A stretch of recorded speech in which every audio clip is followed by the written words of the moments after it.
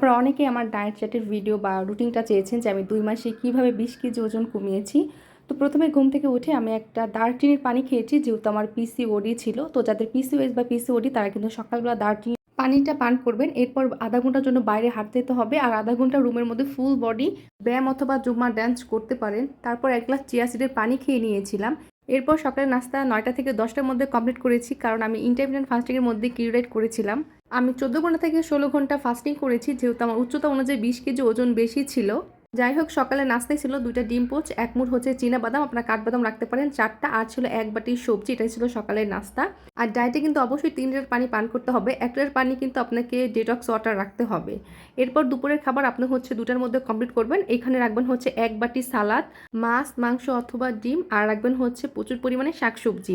আর বিকালের নাস্তায় 1 cup green tea অথবা হার্বাল টি বা সিজনাল টক জাতীয় ফল। আর রাতের খাবার সবসময় 6টা থেকে 7টার মধ্যে কমপ্লিট করবেন। এখানে আপনার হচ্ছে ডিমের সালাদ বা মাংসের সালাদ রাখতে পারেন, অথবা দুপুরে যে খাবার খেয়েছেন সেই খাবারটাও রাখতে পারেন, অথবা স্যুপও কিন্তু রাখতে পারেন।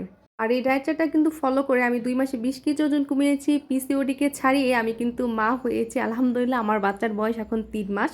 তো এই ছিল আমার 2 মাসের 20 কেজি ওজন কমানোর ডায়েট চার্ট।